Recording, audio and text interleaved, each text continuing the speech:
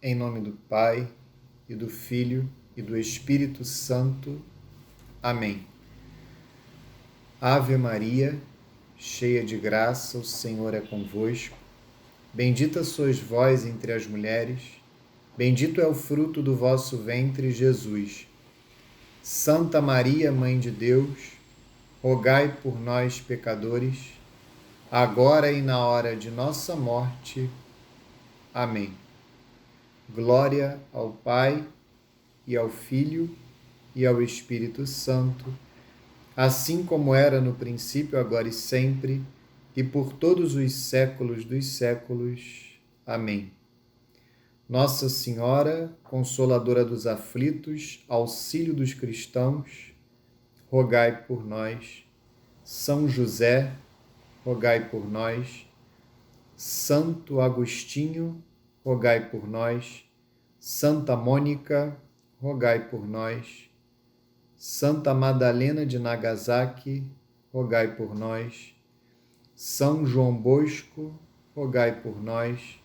São Pio X, rogai por nós. Em nome do Pai, e do Filho, e do Espírito Santo. Amém. Hoje nós iniciaremos as catequeses relacionadas ao amor ao próximo, aos mandamentos diretamente relacionados ao amor ao próximo, e começaremos pelo quarto mandamento: honrar pai e mãe. Depois de fazermos as catequeses relacionadas aos 3 primeiros mandamentos da lei de Deus, amar a Deus sobre todas as coisas, não falar o santo nome de Deus em vão e guardar domingos e dias de guarda e dias santos, hoje iniciaremos os mandamentos mais diretamente relacionados ao amor ao próximo. No caso, na aula de hoje, nós teremos a primeira parte da catequese sobre o quarto mandamento, honrar pai e mãe. E como habitualmente fazemos, iniciaremos com a Sagrada Escritura, no livro do Êxodo, capítulo 20, versículo 12, está narrado o quarto mandamento. Foi revelado ao povo escolhido o quarto mandamento da lei de Deus. Honra teu pai e tua mãe, para que teus dias se prolonguem sobre a terra que te dá o Senhor, teu Deus. Esta passagem da Sagrada Escritura do Antigo Testamento, ela tem como correspondente no livro do Deuteronômio, capítulo 5, versículo 16. Honra teu pai e tua mãe, como te mandou o Senhor, para que se prolonguem teus dias e prosperes na terra que te deu o Senhor, teu Deus.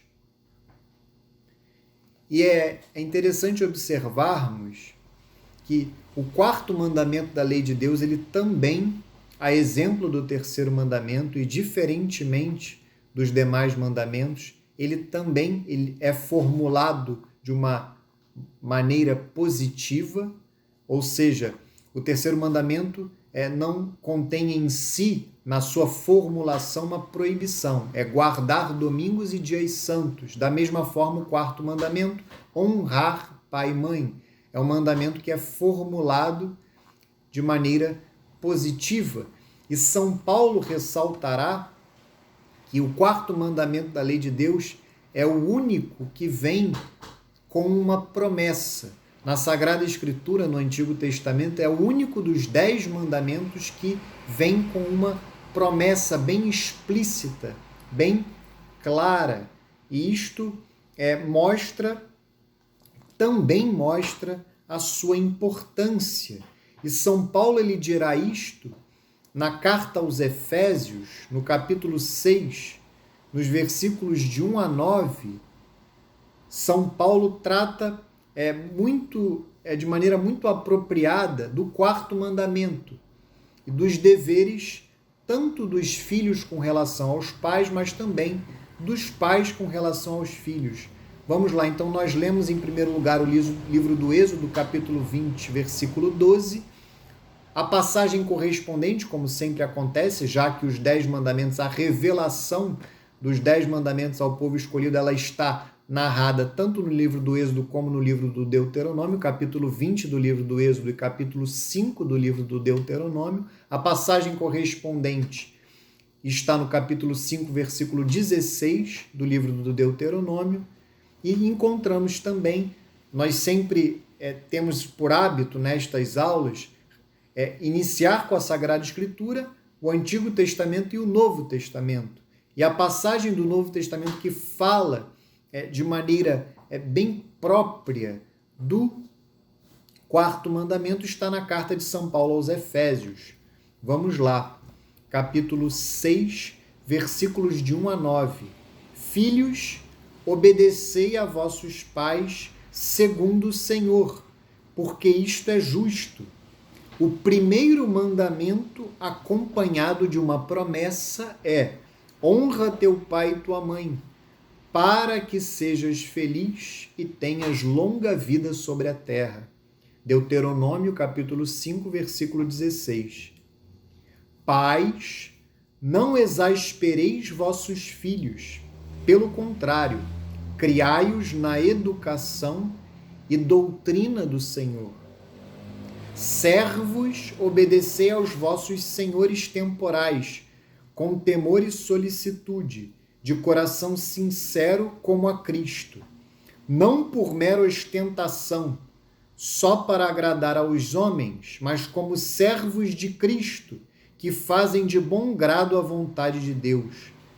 Servi com dedicação como servos do Senhor e não dos homens. E estais certos de que cada um receberá do Senhor a recompensa do bem que tiver feito, quer seja escravo, quer livre. Senhores, procedei também assim com os servos, deixai as ameaças e tende em conta que o Senhor está no céu, Senhor tanto deles como vosso, que não faz distinção de pessoas. É muito interessante porque além de São Paulo relacionar, ou melhor, além de São Paulo expor que este é o primeiro mandamento acompanhado de uma promessa, e isso mostra a sua importância, São Paulo vai ampliar o conteúdo e aprofundar o conteúdo deste mandamento. É evidente que o quarto mandamento da lei de Deus, ele ordena em primeiro lugar os deveres morais dos filhos com relação aos seus pais, mas ele não para por aí. São Paulo deixa muito claro, quando ele fala dos deveres dos pais para com os filhos, que de fato é uma via de mão dupla. Então o quarto mandamento, ele ordena, ele traz em si deveres e proibições com relação dos filhos com relação aos seus pais, em primeiro lugar, mas também dos pais com relação aos seus filhos. E é interessante que São Paulo vai ampliar ainda mais quando ele fala da relação dos servos ou escravos com os seus senhores. Então, este mandamento, naquela época, esta chaga da escravidão existia, e é importante dizer que foi justamente a fé católica, foi justamente o cristianismo que acabou com a escravidão, e a escravidão retornará com o renascimento, que nada mais é que o renascimento do paganismo. Algumas pessoas erradamente dizem, isso é só um parênteses, que a Santa Igreja Católica teria promovido a escravidão. Isto é errado, porque foi justamente o catolicismo, foi justamente o cristianismo, a fé católica, que paulatinamente acabou com a escravidão, tanto que na Idade Média não há a figura do escravo, o que havia é o servo da gleba, que é uma figura totalmente diferente do escravo, mas naquele momento ainda havia a figura do escravo, porque o cristianismo, o catolicismo ainda não tinha ele ainda não tinha conquistado, digamos assim, os corações dos povos do Império Romano, como aconteceu especialmente a partir de Constantino. a partir da conversão de Constantino, aí sim, de uma forma mais intensa, mais concreta, a fé católica começou a ordenar, e claro, a partir de uma série de outros acontecimentos, eu simplesmente fiz aqui um parênteses para explicar por que São Paulo fala na Sagrada Escritura com muita naturalidade de uma realidade que existia e que não tem nada a ver com a fé católica, não tem nada a ver com o catolicismo, que é a realidade da escravidão. Mas se era uma realidade social existente, nada mais natural que São Paulo exortar como os escravos, os servos, deveriam agir para com os seus senhores e também como os seus senhores deviam agir para com eles. Então, o que nós depreendemos daqui? Duas realidades muito importantes. Primeiro, que o quarto mandamento da lei de Deus, ele ordena, ele traz em si deveres e proibições com relação a toda e qualquer, perdão pela redundância, tudo que diz respeito a relações de autoridade, tanto daqueles que exercem autoridade, mas também daqueles que estão submetidos a uma determinada autoridade. Então, o quarto mandamento da lei de Deus, para além das relações entre pais e filhos, nós já vimos que não é somente deveres e proibições com relação aos filhos, mas também com relação aos pais, mas para além das relações entre pais e filhos, o quarto mandamento da lei de Deus, ele também ordena, traz em si, a partir do quarto mandamento, ou no quarto mandamento, estão contidos deveres morais e proibições para toda e qualquer relação de autoridade, seja para aquela pessoa que exerce a autoridade, como era o caso dos senhores, mas também daqueles que estão submetidos a uma determinada autoridade, como é o caso, naquele contexto histórico, dos escravos. E mais do que isso, muito importante também, São Paulo dirá na carta aos Efésios que os senhores deveriam respeitar os seus servos, os seus escravos, porque o verdadeiro Senhor é Deus. E aqui a gente pode fazer um paralelo com aquela passagem em que nosso Senhor Jesus Cristo diz para Pilatos que ele não teria nenhum poder sobre ele se não fosse dado do alto. Então, toda a autoridade vem de Deus. E em nome de Deus deve ser exercida. A autoridade é de Deus. E Deus, ele concede esta autoridade. Por isso é que toda e qualquer pessoa que exerce autoridade deve fazê-lo em obediência a Deus e submetida a Deus. Caso contrário, ela incorrerá necessariamente numa tirania.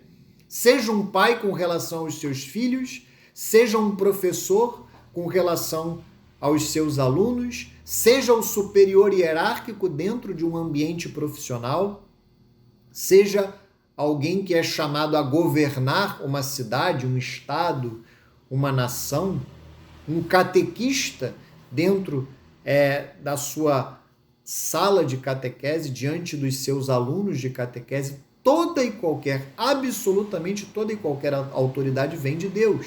E em nome de Deus deve ser exercida submetida a Deus. E é isso que ensinará para nós o Catecismo da Igreja Católica.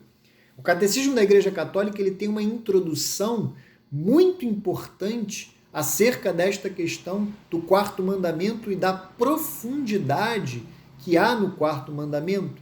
O Catecismo da Igreja Católica, ele começa a abordar o quarto mandamento no seu parágrafo 2197.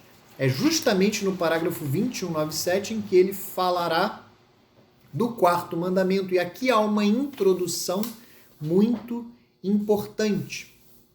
Eu só faço mais uma vez um parênteses de que é justamente agora, que nós começaremos a falar dos mandamentos relacionados com o amor do próximo, e é isso que o catecismo faz. Ele ressalta isso antes de entrar propriamente no quarto mandamento. É o parágrafo 2196. Amarás o próximo como a ti mesmo. Jesus disse a seus discípulos: amai-vos uns aos outros como eu vos amei. João, capítulo 13, versículo 34. Em resposta à pergunta feita acerca do primeiro dos mandamentos, Jesus diz: o primeiro é: ouve, ó Israel, o Senhor nosso Deus é o único Senhor. E amarás o Senhor teu Deus de todo o teu coração, de toda a tua alma, com todo o teu espírito e com toda a tua força. O segundo é este: amarás o teu próximo como a ti mesmo. Não existe outro mandamento maior do que estes. Esta passagem da Sagrada Escritura está no Evangelho de São Marcos, capítulo 12, versículos 29 a 31. O apóstolo São Paulo o recorda: quem ama o outro cumpriu a lei. De fato, os preceitos não cometerás adultério, não matarás, não furtarás, não cobiçarás e todos os outros se resumem nesta sentença: amarás o teu próximo como a ti mesmo. A caridade não pratica o mal contra o próximo. Portanto, a caridade é a plenitude da lei. Esta passagem está na carta de São Paulo aos Romanos, capítulo 13, versículos de 8 a 10. E é importante observarmos, dando um passo para trás, que, como eu falava nas catequeses relacionadas aos mandamentos do amor a Deus, o primeiro, o segundo e o terceiro, os mandamentos eles têm uma ordem decrescente de importância. E é muito interessante observar que, no que diz respeito ao amor ao próximo, ao amor devido ao próximo, o mais importante dos mandamentos é o quarto. Isso pode impressionar alguns, justamente nessa sociedade que perdeu muito a noção da autoridade e do respeito que é devido às legítimas autoridades. O mandamento honrar pai e mãe, o quarto mandamento, ele é mais importante que o mandamento não matarás, porque justamente os pais são aquelas pessoas que nos deram a vida. É evidente, quem nos dá o ser, quem nos cria, quem nos dá a vida é Deus, mas os nossos pais, eles procriam, eles participam do ato da criação. Deus quis que os pais participassem, contribuíssem decisivamente, essencialmente, neste ato de criação. Por isso é que se chama procriação. Então, o respeito que é devido a estas pessoas que nos deram a vida, que participaram com Deus do ato da nossa criação, é algo muito grave. Então, o quarto mandamento ele é o mais importante de todos os mandamentos relacionados com o amor do próximo. Então, percebam que é, de fato, uma escala de importância decrescente. É evidente que todos os mandamentos, todos os 10 mandamentos, são fundamentais, essenciais, tanto que a ofensa direta a um dos 10 mandamentos constitui matéria grave em geral. E, em geral, se houver plena advertência e total liberdade, ou seja, se houver conhecimento, total conhecimento e total liberdade na prática desta ofensa direta, trata-se de um pecado grave, de um pecado mortal, em regra, em geral, mas, sem dúvida alguma, dentre os 10 mandamentos, há uma escala decrescente de importância. Os mandamentos relacionados ao amor de Deus, evidentemente, são os mais importantes, também eles numa escala decrescente. O primeiro é o mais importante de todos, mas no que diz respeito aos mandamentos relacionados ao amor do próximo, o mais importante é o quarto. É interessante dizer isso, é fundamental dizer isso nesta sociedade que descumpre o quarto mandamento com muita frequência, infelizmente. Mas compreendamos a profundidade do quarto mandamento, como eu já ressaltei, ele regulamenta, ele ordena a partir de deveres e proibições toda e qualquer relação de autoridade, seja da parte daquele que exerce a autoridade, mas também com relação àquele que se submete, que está submetido à autoridade legítima, legitimamente dada, como nós vimos, por Deus. Vamos lá, quarto mandamento, parágrafos 2197 a 2200, 2197 a 2200. O catecismo repetirá as passagens da Sagrada Escritura, que inclusive eu já li, com o acréscimo de uma que é muito importante também, e a partir disso ele desenvolverá uma introdução que é muito profunda e importante para que nós compreendamos o significado, para que nós compreendamos a profundidade do quarto mandamento.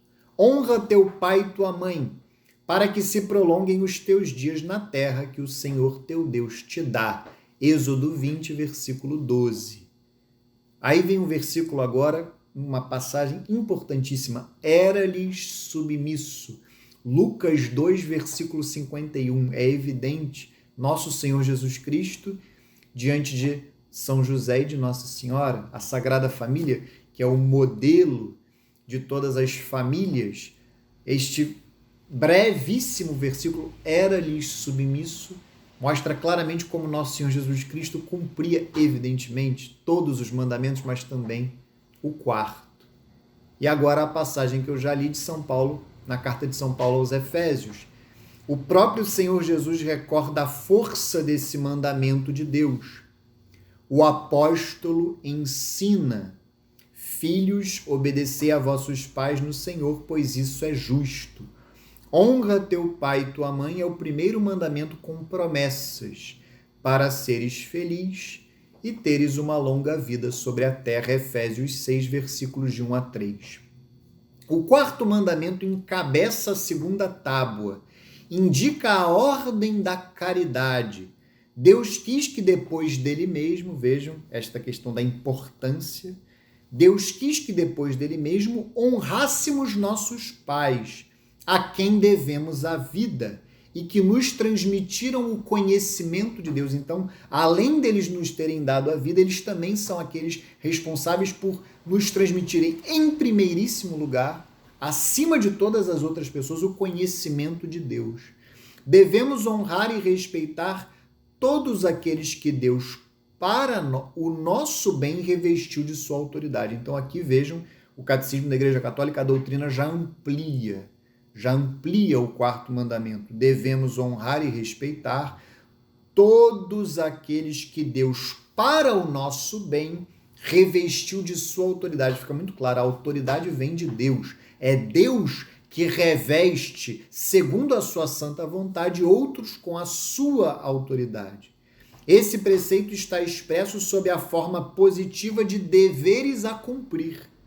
Anuncia os mandamentos que seguem e que se referem a um respeito particular pela vida, quinto mandamento, pelo casamento, sexto mandamento, pelos bens terrestres, sétimo mandamento, pela palavra dada. Então vejam que o quarto mandamento ele começa a introduzir também o quinto mandamento, não matarás, o sexto mandamento, não pecarás contra a castidade, o sétimo mandamento, não furtarás, e o oitavo mandamento, não levantarás falso testemunho.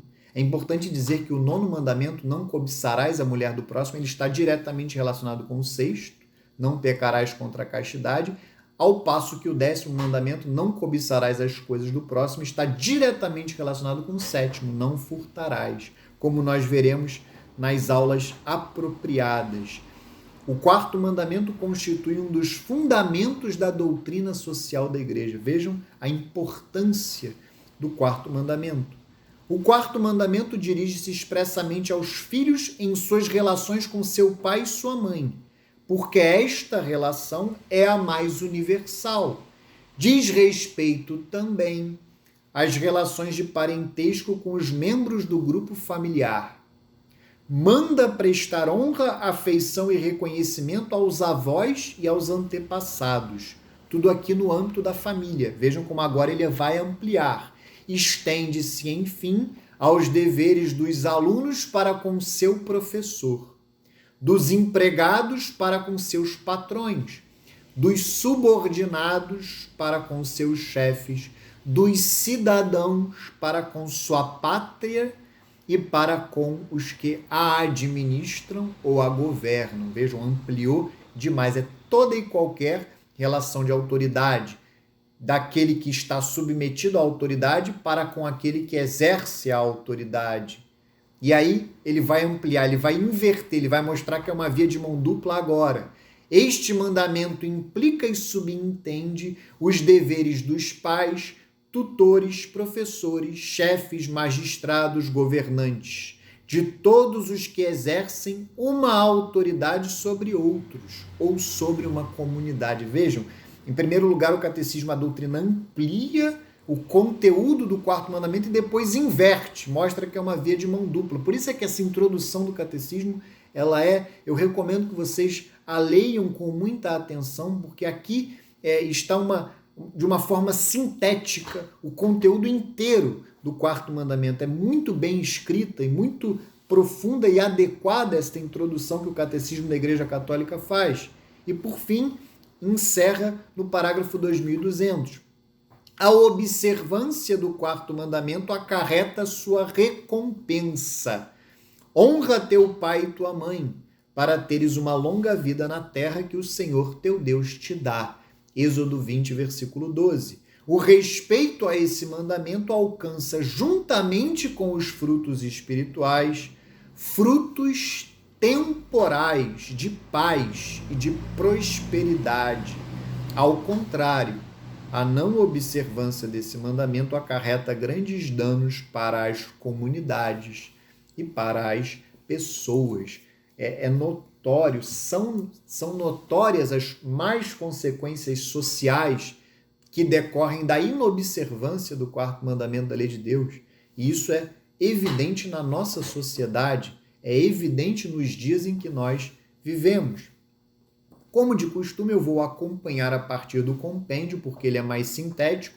Eu só faço questão de ressaltar que nesta primeira aula nós simplesmente falaremos do quarto mandamento no que diz respeito às relações familiares, tanto dos deveres dos filhos para com os pais e dos pais com relação aos filhos. Na próxima aula, nós falaremos dos deveres das demais relações de autoridade, ou seja, fora do âmbito da família. E, por fim, na terceira e última parte desta catequese, como temos feito habitualmente, traremos elementos dos catecismos mais tradicionais para tirarmos destes elementos um ensinamento que de alguma forma está um pouco esquecido, que deve ser resgatado a partir do ensino tradicional da catequese, da Santa Igreja Católica, a catequese de sempre, né?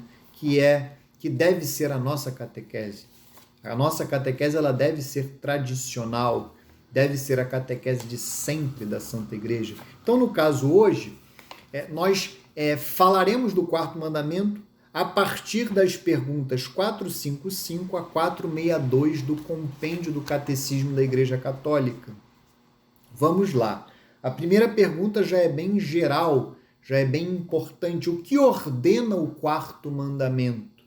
Ordena honrar e respeitar os nossos pais e aqueles que Deus, para o nosso bem, revestiu da sua autoridade.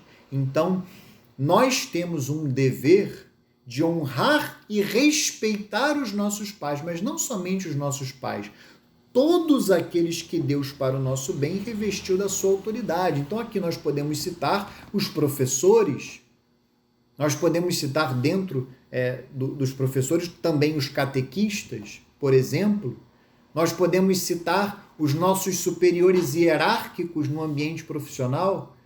Nós podemos citar as autoridades civis.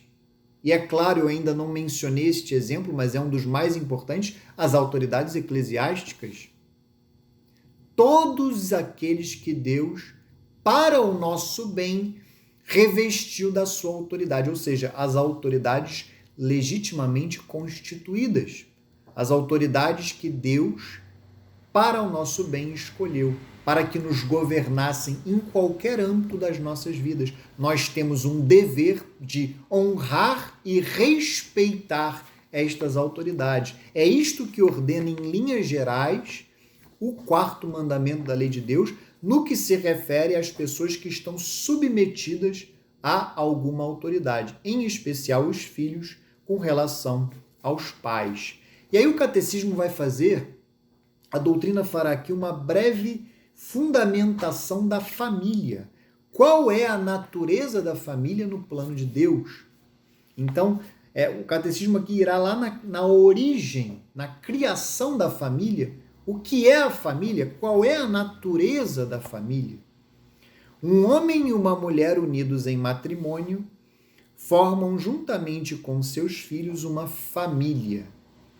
Deus instituiu a família e dotou-a da sua constituição fundamental. O matrimônio e a família são ordenados para o bem dos esposos, para a procriação e para a educação dos filhos. Entre os membros de uma mesma família estabelecem-se relações pessoais e responsabilidades primárias. Em Cristo, a família se torna igreja doméstica, porque é comunidade de fé, de esperança e de amor. Então, se nós lermos o relato da criação, lá nos 2 primeiros capítulos do livro do Gênesis, nós perceberemos que, ao criar o ser humano, Deus criou a família. Deus cria o homem e a mulher. No primeiro relato da criação, que está no primeiro capítulo do livro do Gênesis, Deus criou o homem à sua imagem e semelhança, homem e mulher os criou. Depois já vem a ordem, crescei e multiplicai-vos. Então Deus cria o ser humano, cria o homem e a mulher, cria a família. E já dá à família o seu dever fundamental, que é a procriação.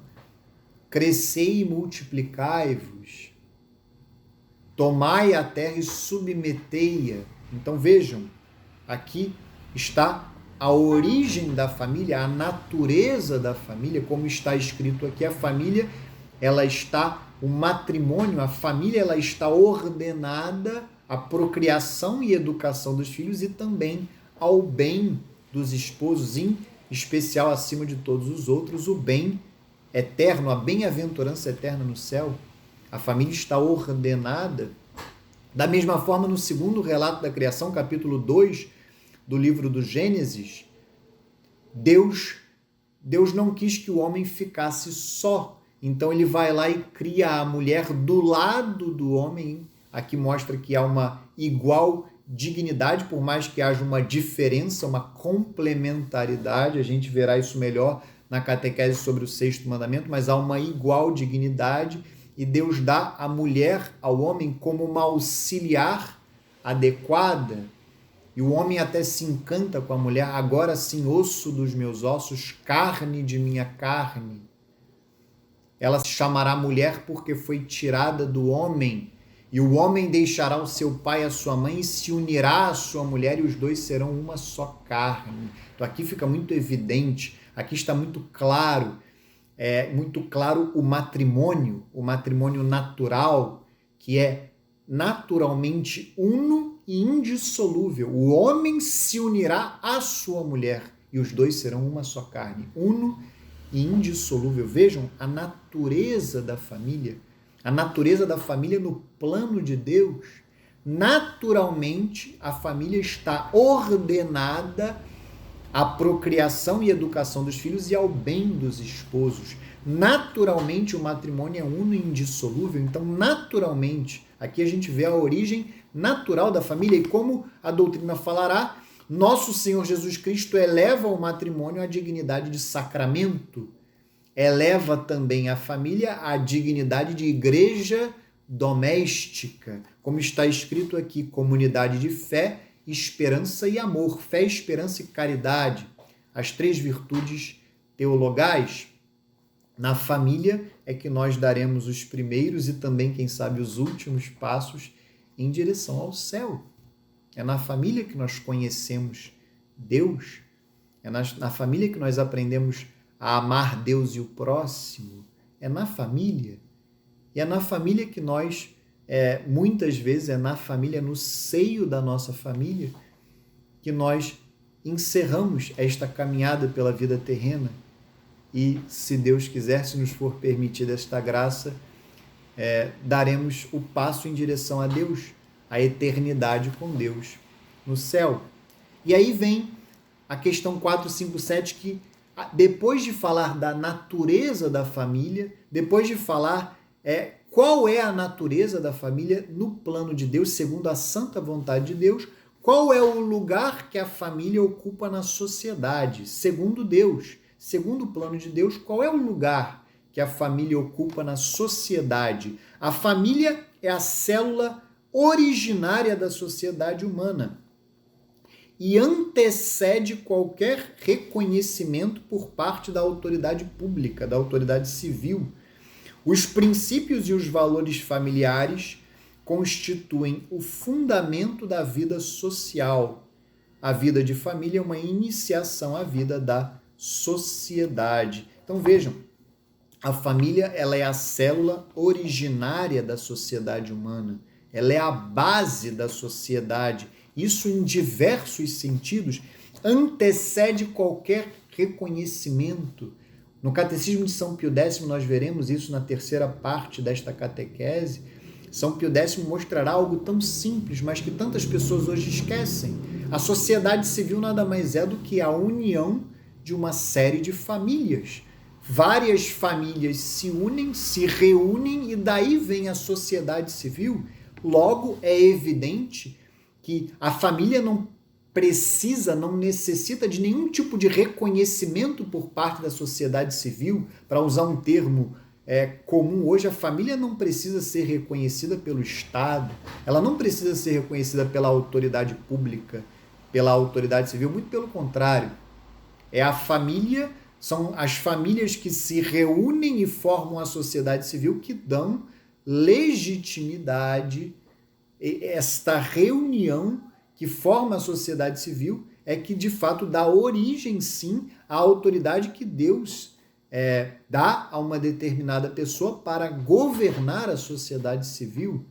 Mas vejam que a família ela antecede, ontologicamente, a família é anterior à sociedade.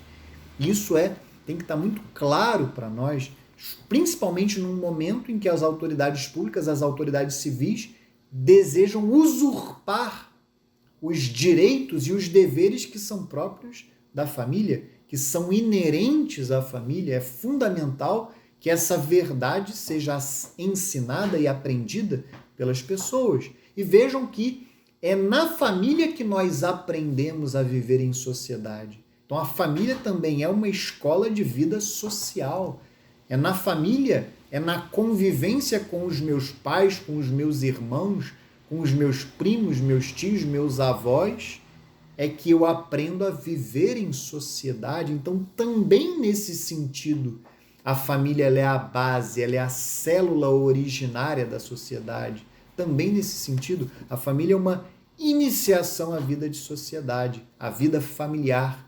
É uma iniciação à vida social, uma escola de vida social. E aí vem, segundo a doutrina, quais são os deveres da sociedade com relação à família? Quais são os deveres de uma determinada sociedade civil para com a família, que hoje nós percebemos que essa realidade é desconsiderada por boa parte das nações, por boa parte das autoridades públicas. Pergunta 458. Que deveres tem a sociedade em relação à família? A sociedade tem o dever de apoiar e consolidar o matrimônio e a família, no respeito também do princípio de subsidiariedade. Os poderes públicos devem respeitar, proteger e favorecer a verdadeira natureza do matrimônio e da família, a moral pública, os direitos dos pais e a prosperidade doméstica. Vejam que aqui o Catecismo da Igreja Católica ele menciona um dos princípios mais fundamentais da doutrina social da Santa Igreja Católica, que é o princípio de subsidiariedade. Ou seja, as sociedades maiores elas devem apoiar e consolidar, proteger e salvaguardar os direitos, a função de uma sociedade menor, de uma determinada sociedade menor. Isso vale, evidentemente, com relação, para pegar a estrutura, por exemplo, da República Federativa do Brasil. No Brasil nós vivemos em uma república, então caberia à União, por exemplo, proteger e salvaguardar os direitos e deveres dos estados, a função própria dos estados, da mesma forma os estados para com os municípios para com as suas diversas unidades administrativas, mas em especial para com a família. À sociedade civil cabe então este papel de proteger, salvaguardar os direitos e os deveres da família. Aqui está apoiar e consolidar o matrimônio e a família. Então, este é o princípio de subsidiariedade que hoje é frontalmente violentado em diversas situações. Vejam, proteger e favorecer a verdadeira natureza do matrimônio e da família. A família tradicional, é evidente, a família como Deus a quis, homem e mulher unidos no sagrado matrimônio. Então não há isso de diversos tipos de família, outras configurações familiares, isso não existe. Deus claramente quis que a família fosse constituída a partir da união de um homem e de uma mulher e dos filhos que são gerados a partir desta união. Vejam a moral pública, os direitos dos pais e a prosperidade doméstica. Estes são os deveres das sociedades para com a família, das autoridades públicas, das autoridades civis para com a família. É fundamental que resgatemos isto. E agora o catecismo ele vai entrar mais propriamente nos deveres dos filhos com relação aos pais, que é, digamos, aquilo que há de mais direto, de mais próprio com o quarto mandamento, que na realidade o mandamento é honrar pai e mãe. Então, o que significa honrar pai e mãe? Quais são na prática os deveres dos filhos para com os seus pais, em relação aos pais? Em relação aos pais, os filhos devem respeito. Piedade filial é a palavra que o catecismo usa. O nosso dever é um dever de respeito, de honrar, de piedade filial. Reconhecimento, docilidade e obediência, contribuindo assim, inclusive, com as boas relações entre irmãos e irmãs, para o crescimento da harmonia e da santidade de toda a vida familiar. Quando os pais se encontrarem em situações de indigência, de doença, de solidão ou de velhice, os filhos adultos devem-lhes ajuda moral e material. Isso é fundamental. Mas primeiro vejamos qual é o dever, o que significa honrar pai e mãe. Os filhos devem respeito. Honrar, em primeiro lugar, é respeitar, com piedade filial. Reconhecimento. Claro, reconhecimento é gratidão.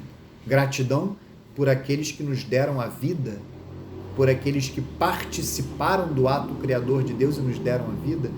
Docilidade e obediência. Vejam, aqui está a definição do que significa honrar. E depois, vejam, isso é muito importante, porque os pais, sim, nós veremos daqui a pouco que os pais têm um dever para com os filhos de sustento espiritual, em primeiro lugar, moral, social, mas também material. Os pais têm um dever de sustento físico dos filhos, mas, por outro lado, quando os pais envelhecem, no momento em que eles estão frágeis, no momento em que eles estão velhos, idosos, numa situação de indigência, de doença, de solidão ou de velhice, há um dever moral dos filhos adultos de dar ajuda moral e material. Ajuda espiritual, moral e material. Então vejam, aquilo que os nossos pais nos deram, nós retribuímos, nós devemos retribuir no momento da sua velhice. E o que nós vemos hoje na nossa sociedade? Quais são as reivindicações primeiras no que diz respeito aos nossos velhos, aos nossos anciãos, aos nossos idosos, há um olhar que se dirige a quem? À sociedade civil.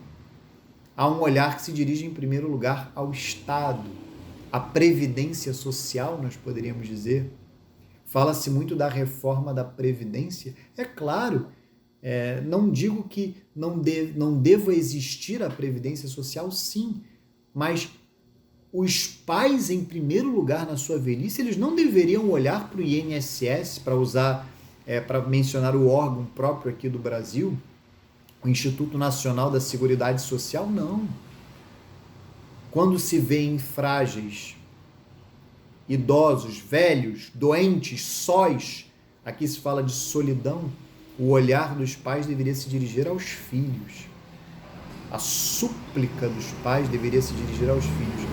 E a prontidão em atender, em cuidar dos pais, deveria partir dos filhos em primeiro lugar. E não de uma luta simplesmente, de uma reivindicação de reforma da Previdência. Não! Os filhos precisam entender que isso não é algo excepcional, isso é algo natural. E se nós precisamos de uma previdência social é porque as nossas famílias são desestruturadas, porque a situação a situação ordenada deveria ser que a previdência social socorresse apenas os pais cujos filhos não pudessem sustentá-los. Simplesmente, é claro, tem a situação da pessoa que contribui para a previdência social, aí é um outro raciocínio. A pessoa contribui e ela recebe de volta aquilo para o qual ela contribuiu ao longo da vida.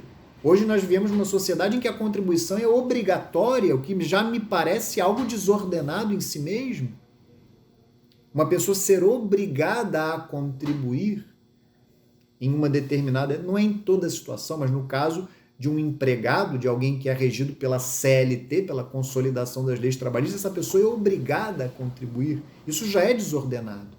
Vejam que é claro que tem um intuito também de proteger a pessoa, mas é desordenado. Porque o dever de sustentar os idosos não é, em primeiro lugar, do Estado, da sociedade civil, é da família, é dos filhos. Os filhos, eles precisam se preparar ao longo de suas vidas para sustentar na fase adulta os seus pais. Não apenas os seus filhos, mas os seus pais também. E isso na sociedade de hoje se perdeu. Há filhos que acham um grande absurdo terem que sustentar os seus pais como se fossem pesos. Isso é extremamente desordenado, isso é inadmissível.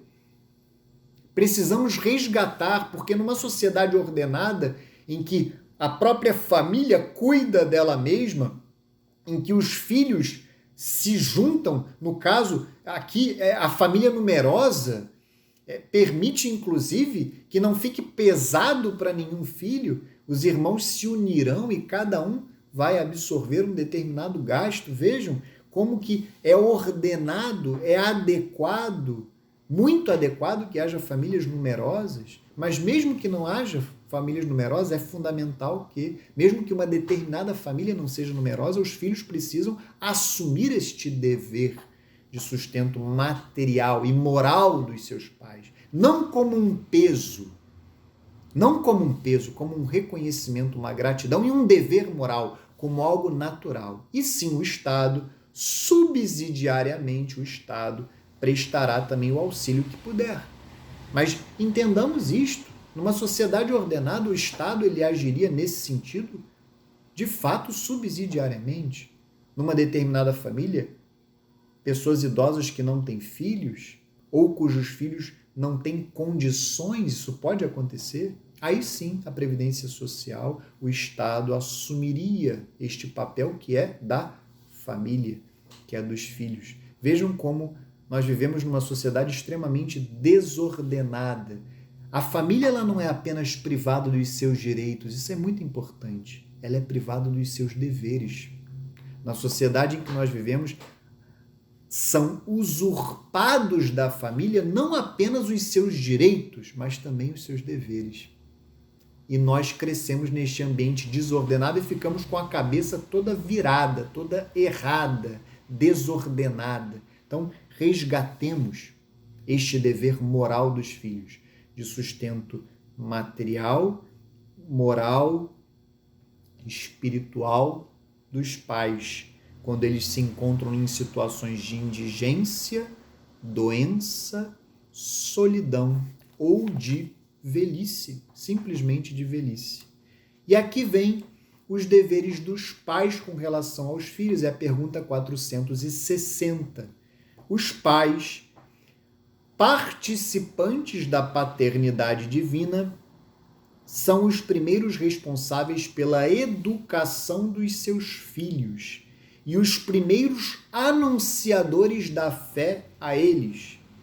Têm o dever de amar e respeitar os filhos como pessoas e como filhos de Deus, e de prover quanto possível as suas necessidades materiais e espirituais, escolhendo para eles uma escola adequada e ajudando-os com prudentes conselhos na escolha da profissão e do estado de vida. Em particular, tem a missão de os educar na fé cristã. E aí a pergunta seguinte está diretamente relacionada com esta parte final. Como os pais educam seus filhos na fé cristã? Principalmente com o exemplo, a oração, a catequese familiar e a participação na vida eclesial. Então vejam, comecemos do fim, esta educação da fé, esta educação na fé católica, na fé cristã, é um dever e um dos deveres mais graves. Eu diria que é o mais grave de todos com relação dos pais com relação aos seus filhos. A educação na fé. Muitos pais hoje investem muito para dar uma educação civil, uma educação cultural aos seus filhos, que muitas vezes é totalmente deturpada. Gastam muito com esta educação, uma educação, poderíamos dizer, científica, ciências naturais, uma educação no âmbito simplesmente cultural, muitas vezes desordenada e deturpada, mas deixam de dar o principal, que é o conhecimento de Deus, que é a educação na fé.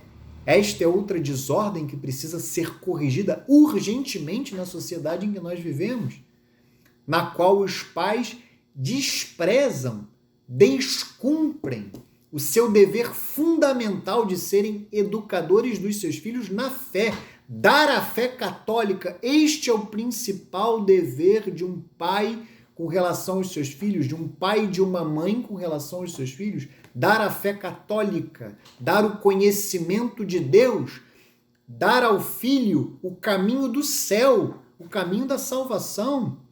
Nós temos filhos para o céu, não é para esta vida. Não faz o menor sentido eu gastar altas quantias de dinheiro para que os meus filhos sejam bons profissionais e não dar a eles o principal, que é a fé. E é isso que nós vemos em muitas famílias. Pais que se matam de trabalhar, nunca estão presentes em casa, não convivem com os seus filhos e não dão a fé para os seus filhos. Nós devemos orar os nossos filhos como filhos de Deus, está escrito aqui. Pessoas e filhos de Deus, ou seja, filhos do céu. Por isso é que nós devemos querer ter muitos filhos, porque nós temos os nossos filhos para o céu, para povoar o céu. Por isso é que o desejo de ter uma família numerosa é algo muito adequado, é algo muito ordenado, porque os nossos filhos nós os temos para o céu, para a vida eterna com Deus no céu, não é para esta vida, não é para a vida terrena. Então, vejam aqui o dever de prover quanto possível as necessidades materiais, mas também as espirituais. Um dever grave também dos pais. Prover as necessidades materiais e as necessidades espirituais dos filhos. É um dever grave que os pais têm. Então, nós, pais, precisamos cumprir com todos estes deveres e reconhecer que nós somos os primeiros responsáveis pela educação. O dever educacional é da Santa Igreja Católica e da família, não é do Estado. Aquele mesmo raciocínio da previdência social se aplica ao dever educador da Santa Igreja e da família. Hoje, quando se fala em educação, erradamente, desordenadamente, os nossos olhares se dirigem para o Estado, para os políticos, para as autoridades civis, para os candidatos nas eleições. Isso é de uma desordem absurda. Temos que investir em educação. De fato temos, mas quem irá educar os nossos filhos? Quem são essas pessoas? E nós entregamos a educação dos nossos filhos a essas pessoas? Terceirizamos a educação dos nossos filhos ou não? Nós assumimos o papel que é nosso, que é dado por Deus, porque Deus determinou que a educadora da sociedade, em primeiro lugar, é a Santa Igreja Católica, mas também a família.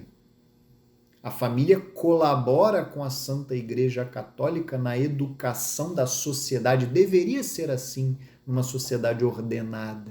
Então, os pais precisam assumir este protagonismo na educação dos seus filhos. Repito, mais uma vez, a sociedade não usurpa apenas os direitos da família, usurpa também os seus deveres e, neste caso, o dever de educação. Vejam que os pais são os primeiros educadores responsáveis e os primeiros anunciadores da fé, os primeiros catequistas. Então, nós estamos aqui numa aula de catequese, mas os primeiros catequistas dos filhos são os pais. O catequista é alguém que dá um apoio, cabe aos pais assumirem também este dever grave de serem os catequistas dos seus filhos, de educarem os seus filhos na fé. Com o exemplo, sim, tem de haver o exemplo, oração, joelho no chão, súplica em favor dos filhos, mas também a catequese familiar, um ensino formal de doutrina. É papel dos pais dar um ensino formal de doutrina para os seus filhos, ensinar aos filhos a palavra de Deus, a doutrina da Santa Igreja Católica e também a participação na vida eclesial. Isso é notório. Quando a família se envolve na vida paroquial, por exemplo, como isso é extremamente salutar para os pais e para os filhos. Ali os filhos dão os seus primeiros passos na fé, também na vida paroquial. Isso é muito adequado, isso é muito ordenado. E aí vem a questão 462, que é importante, que é a última questão da aula de hoje. Os laços familiares são um bem absoluto? Os vínculos familiares, embora importantes, não são absolutos, porque a primeira vocação do cristão é de seguir Jesus, amando-o. Quem ama pai ou mãe mais do que a mim não é digno de mim, e quem ama filho ou filha mais do que a mim não é digno de mim. Mateus 10, versículo 37. Os pais devem favorecer com alegria o seguimento de Jesus por parte dos seus filhos em qualquer estado de vida, mesmo na vida consagrada ou no ministério sacerdotal. Então, isto é muito importante. Há muitas pessoas que são chamadas ao sacramento da ordem, são chamadas ao sacerdócio católico, são chamadas à vida religiosa. Então, nesses casos, fica muito claro se há de fato uma vocação, cabe aos respeitar a vontade de Deus.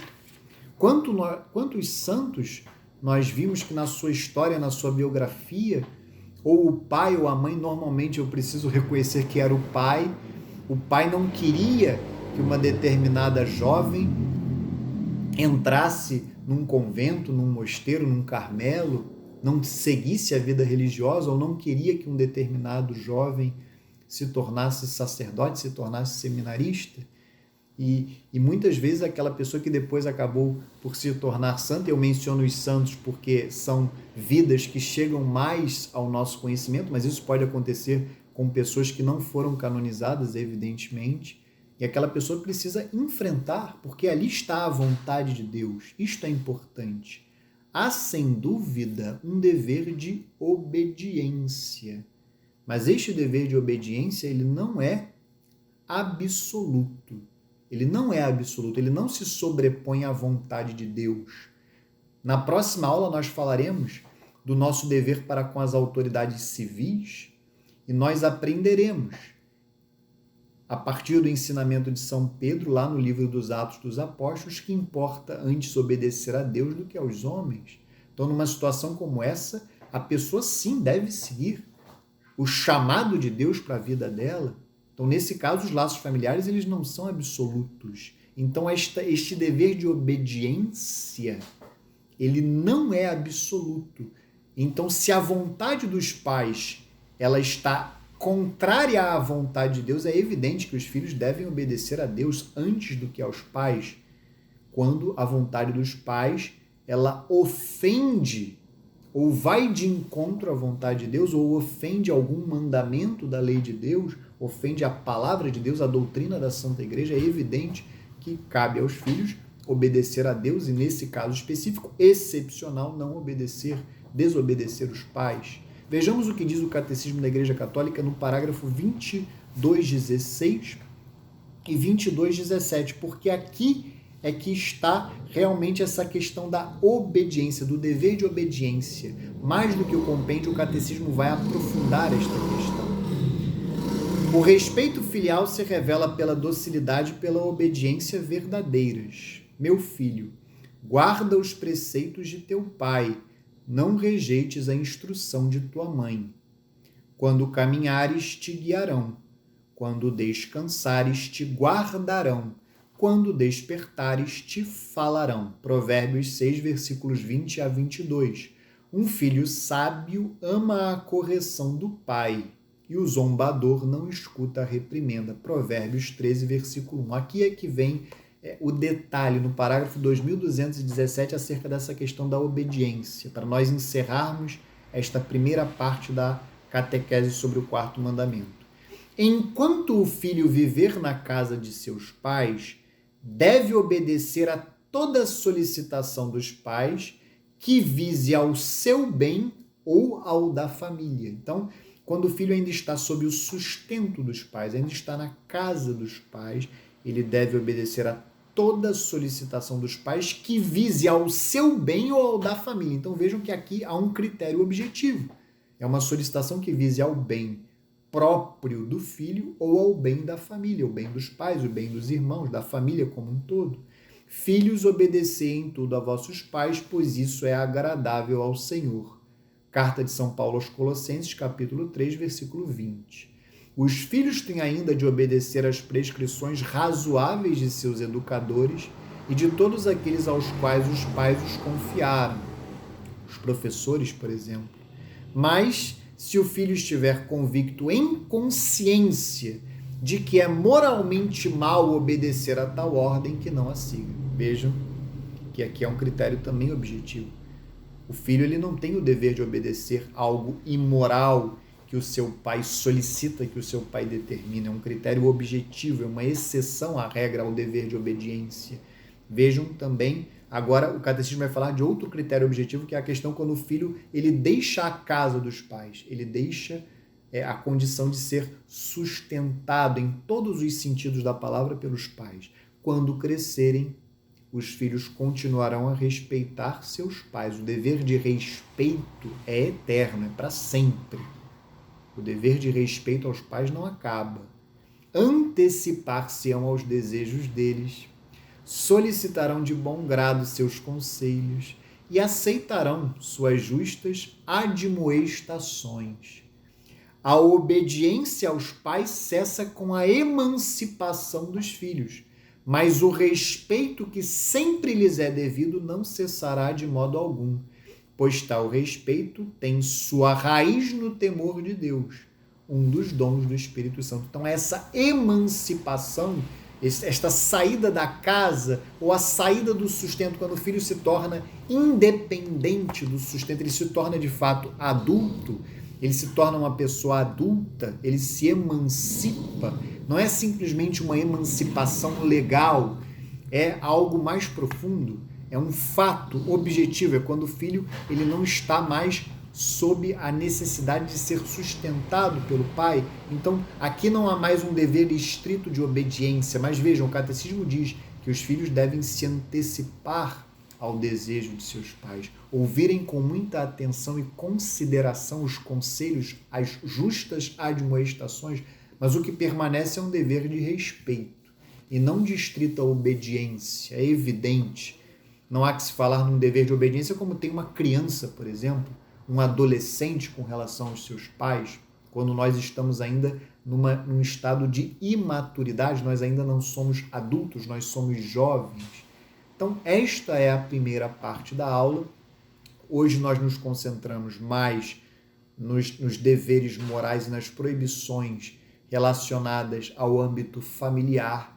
Na próxima aula, nós ampliaremos isto para outras relações de autoridade, em especial as nossas relações com as autoridades civis, para termos uma terceira parte em que abordaremos algum aspecto da doutrina mais tradicional, da catequese mais tradicional. Viva Cristo Rei, salve Maria Santíssima, viva São José, Santo Agostinho, São João Bosco, Santa Mônica, Santa Madalena de Nagasaki, São Pio X. Em nome do Pai, e do Filho, e do Espírito Santo. Amém.